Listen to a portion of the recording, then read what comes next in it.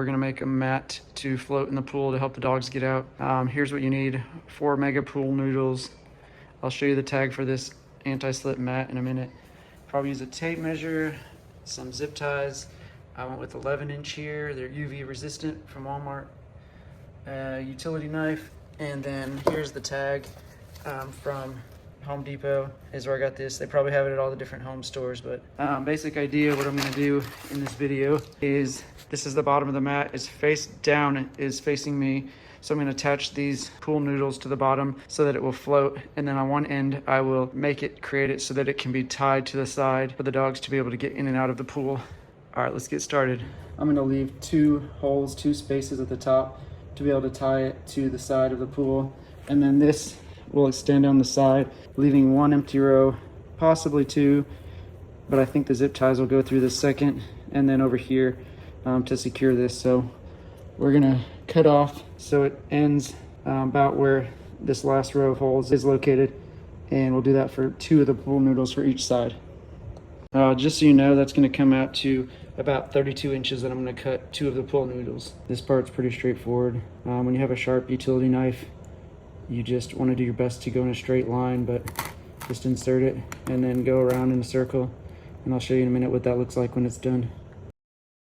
Okay, what I did is I did my best to keep it straight, and then I spun the pool noodle, kept the knife in roughly the same spot at the top, so I wasn't going to cut the floor. Now it didn't cut all the way through, so I'm probably going to have to bend it one way, bend it the other way, and I'll have to trim up a little bit, but pretty clean cut, got almost all the way through. So now that's my 32-inch. I'm going to cut the other one to that same length.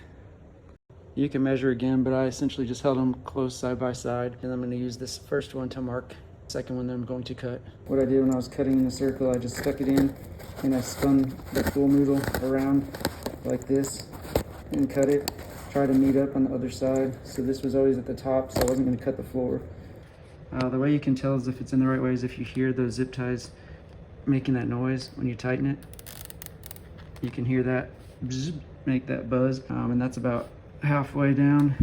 Now I'm going to feed it through to the mat to secure this pool noodle similar to that side, and then I will show you the next steps. So as you can tell, there's the excess. I will cut this part off, and now I've fed it through around the pool noodle, and I'm just going to tighten it down.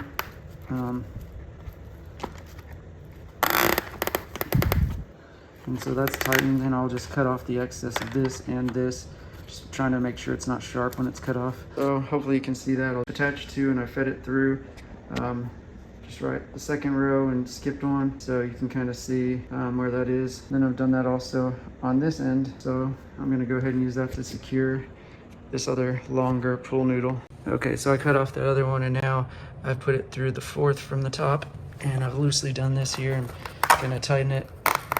You can tighten both spots, but just tighten that down, and I'll cut off the excess later. So currently this is what we have, the sides, and now I'm gonna go put some across to support the middle.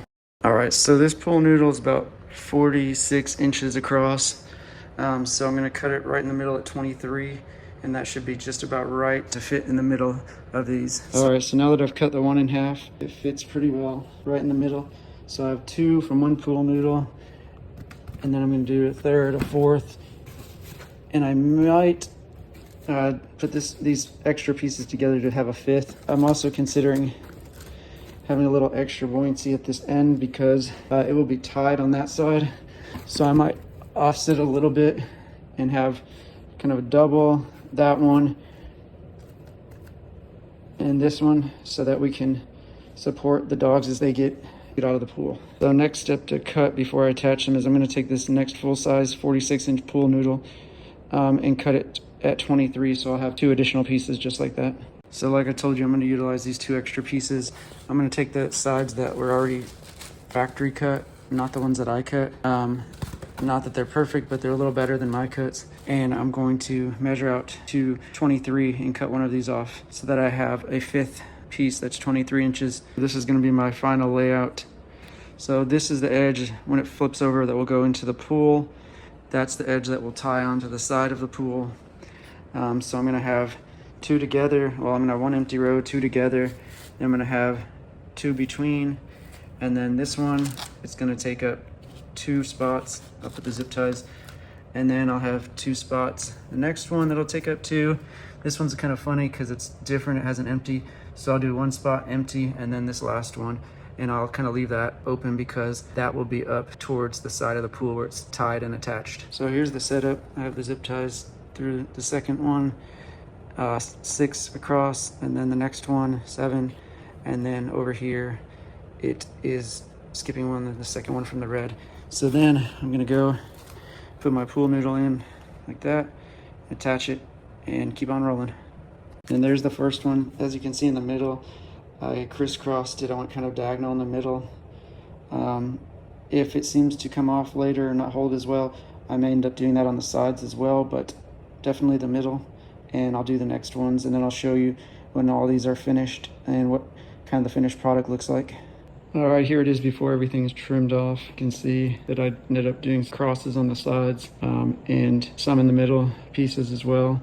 Definitely want to point out that using 2 11-inch actually worked pretty well because I was able to push down the 2 edge pieces onto the sides, tightening each side a little bit. So I tightened a little of this one, a little of that one.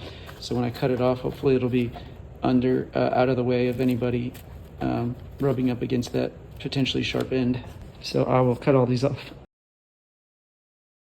All right, here's the finished product with all the extra zip ties cut off. And then it's going to get turned over. It'll go in the pool like that. And this side has some give to it because it's gonna be tied to the side of the pool. That's the idea behind it. Here, this mat is, I've tied it on at 2 spots. I have a board here that I drilled some holes through. You could also tie it to the side rails directly. As you can see, it goes under and has support. Will float when there's more weight put on it as well.